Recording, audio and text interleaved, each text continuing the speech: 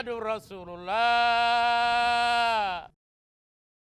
But at what point did you actually decide that, okay, I found this Jamaat, this is where I belong?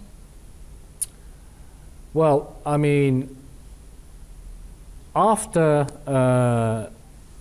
that first Jalsa that I went to, I was invited to the Jalsa again the following year. Right. And all during this whole year's, that year of time, I'd done a lot of reading. Okay. Yeah, you know, the philosophy of the teachings of Islam. Okay. Yeah, the Promised Messiah's book.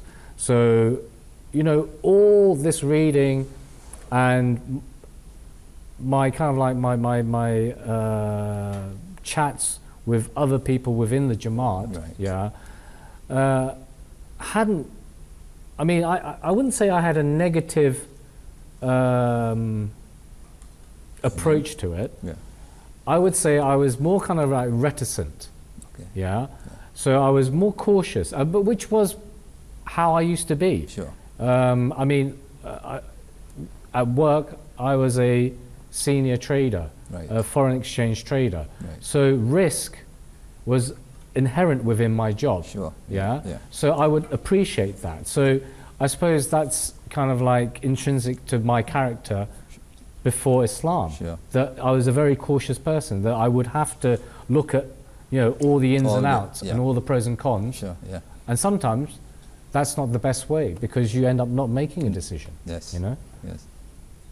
So then. Oh, sorry. So yes, I was invited to the Jalsa the following year. Yeah. Like I said, I'd done a lot of reading, met a lot of people up to that point, and yeah, you know, no matter how I would put a question to myself, it would be answered, Right. and in a positive way, so that I was actually left with no decision or no option, Right. but to accept Right. that this was the correct religion for myself, because it was the one religion which was focused on that it's a journey, not for anyone else, but for you, Right. and solely yourself. And that journey is for you to find God.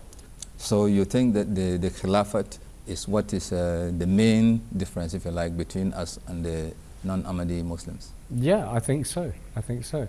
Because without that, we would just be one Marabi, one Maulvi, yeah, you know, contesting. Yeah. Yeah, whereas we're not. I mean, this goes back to, I suppose, all the way back to my conversations with my colleague Rupert, in the sense that he used to say, look, you know, I know you, I've worked with you for so many years. You're a good guy, yeah, you know your morals. Why do you need a God? Or why do you need belief in a God Right. to vindicate that?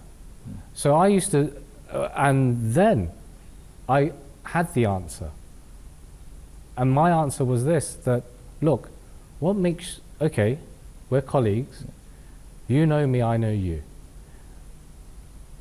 If these rules and laws are man-made, what makes one man better than another?